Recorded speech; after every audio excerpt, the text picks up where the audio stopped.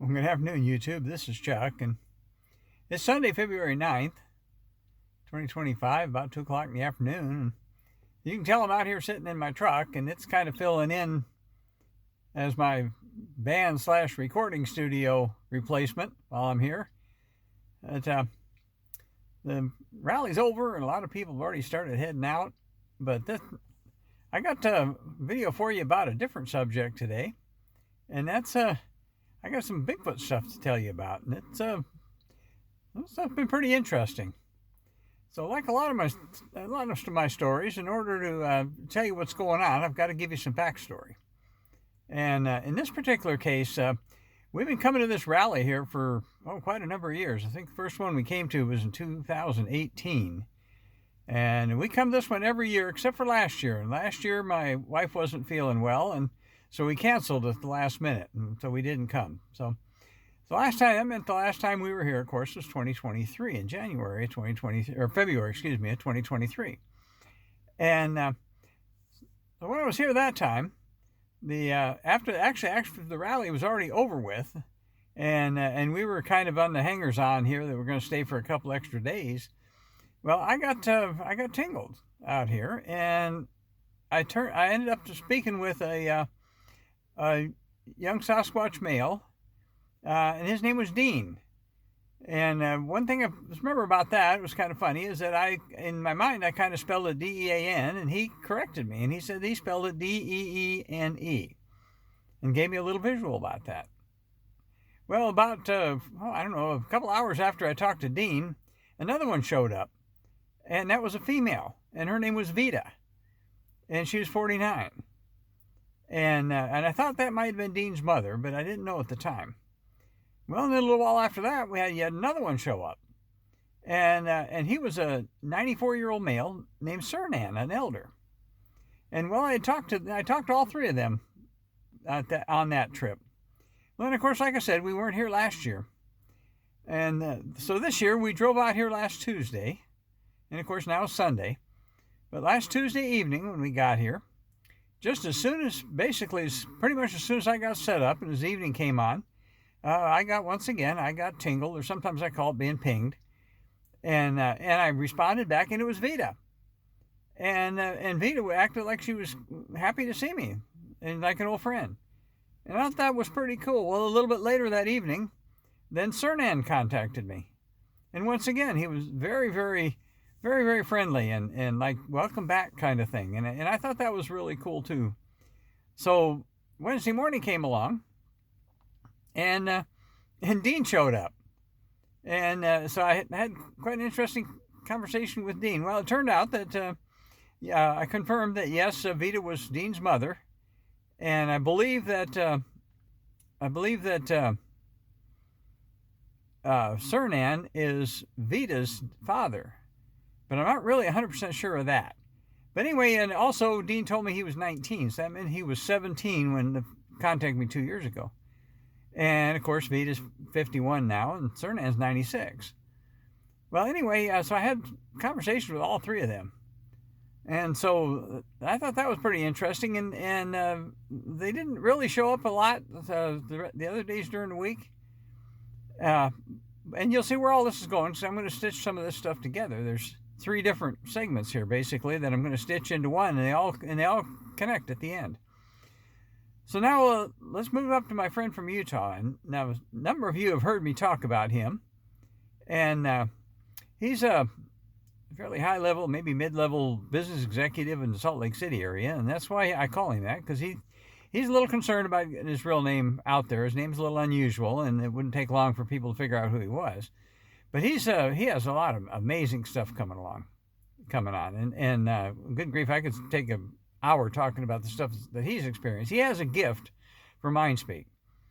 Well, one of the things that he's discovered, and I've started doing it too now, is that the Sasquatch people some of them have kind of I don't know what you want to say, kind of a network, and it's worldwide, and some of them like to reach out and talk to humans halfway around the world. And I kind of equate it to similar to some humans are ham radio enthusiasts, and they'll get on the radio and they'll try different frequencies and they'll reach halfway around the world just to see if they can talk to somebody. Well, the Sasquatch some of them have a kind of a similar deal, and there's some of us humans can talk to them, and I have no idea how many worldwide, but I know that there's probably a number of us that can do that, and so some of these Sasquatches, both males and females, they like to just reach out and see if they can rouse anybody. And so, in our case, if we're able to clear our minds out to the point where we can hear that kind of stuff, kind of tap into that network, every once in a while we'll talk to somebody quite a distance away. And my friend in Utah kind of discovered that, and once he told me about it, so I started trying to do it as well, and he kind of put out a good word for me. He was talking to one at one point, and he said, "How did you hear about me?" And the Sasquatch told him, he said, "You are becoming known to our people." And so I'm trying to do the same thing, and it's been quite amazing. So now that's two lead-ins. Now let me tell you kind of a little bit more of what happened yesterday. Well, one of these Sasquatches that my friend from Utah has been conversing with is a 39-year-old female named Jolene, and Jolene lives up in Idaho somewhere.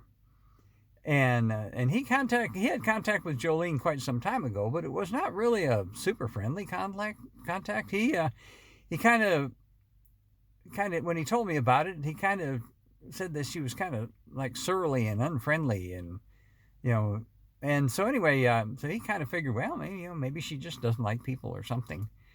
And so he'd kind of written that off, and he thought maybe it was because he didn't have the communication skills he'd like to have, and maybe she didn't like that. And he and I both run into that, where we've been contacted by somebody and we haven't been able to talk to them real well, and they kind of get irritated with us and break off. But anyway, so all of a sudden now, Jolene was back, and she was talking to him again, but this time she's a lot more friendly.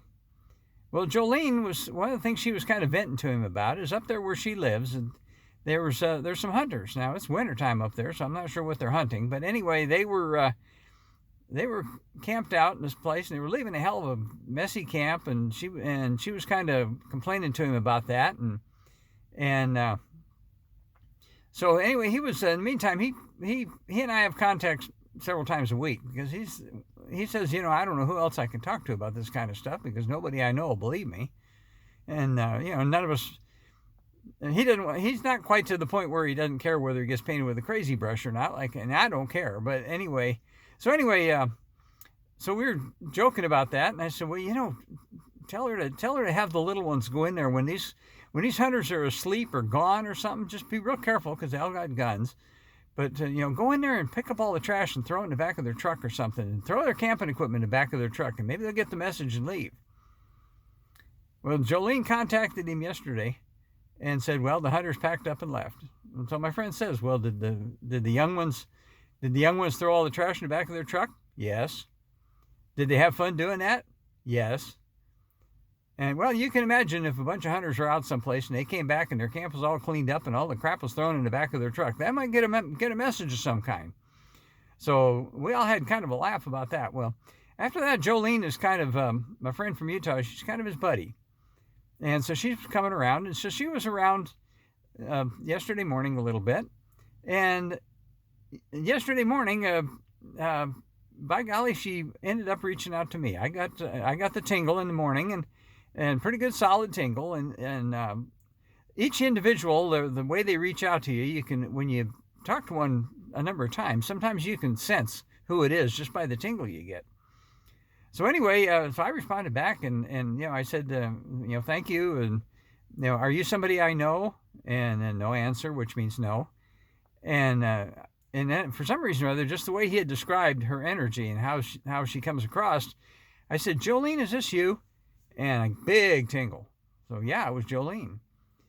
Well, one of the things my friend has found out is that they sometimes they're kind of fascinated about how we live and what we do. I'm going to reposition my hand here. About how we live and what we do. And he has invited different ones from time to time. He has a young one named Lewis that kind of hangs around him, and Lewis is 9 or 10. But he invites Lewis to come on board and go with him somewhere and see things through his eyes. Some places I've heard that referred to as hitchhiking, and you pick up hitchhikers and they follow you home and they can see things through your eyes. And I've experienced that as well.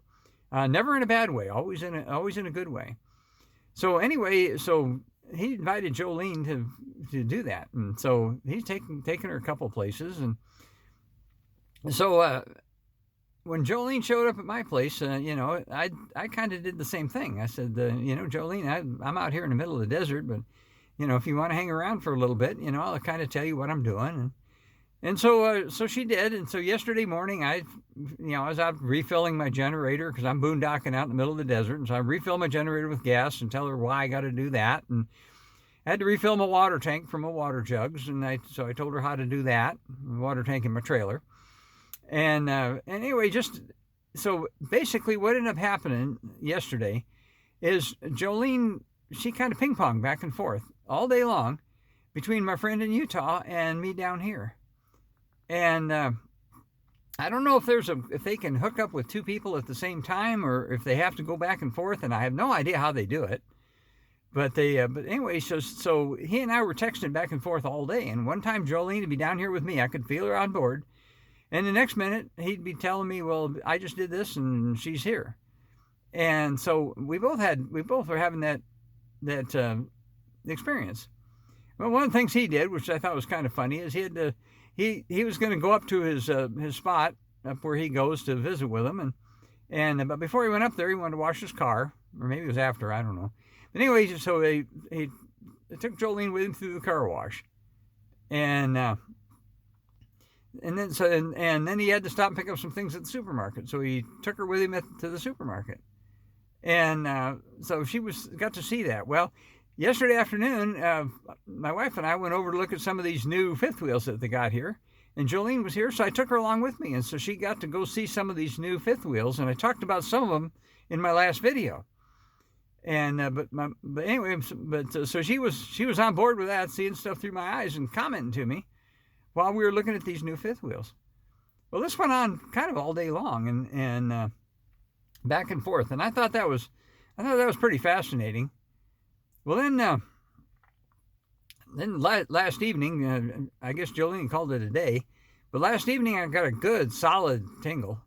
And I recognized the strong energy, and it was Cernan. And Cernan was back, and he and I had quite a conversation. And he told me that there's 39 members of their group here, their family group here.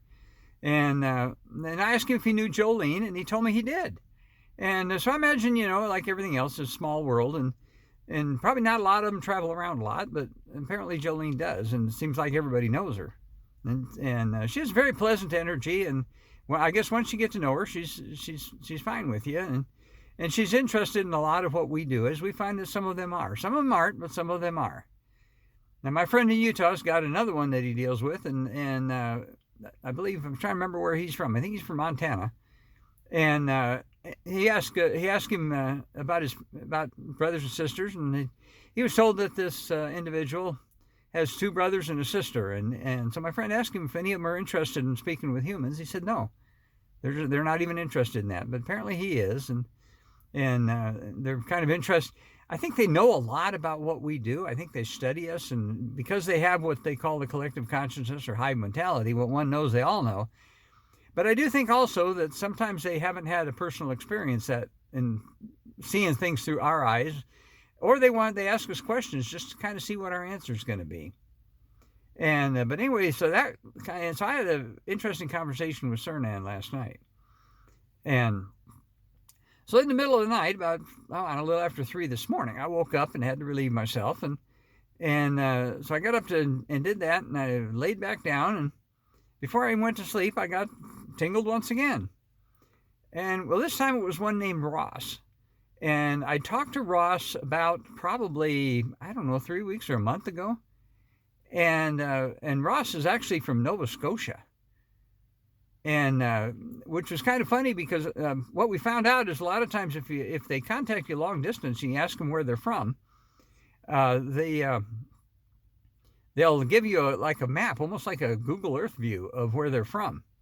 And if you know the planet very well, then sometimes you can figure it out. Sometimes you have to ask him more questions. Well, when Ross first contacted me, I asked him where he's from, and he came right out and said Nova Scotia.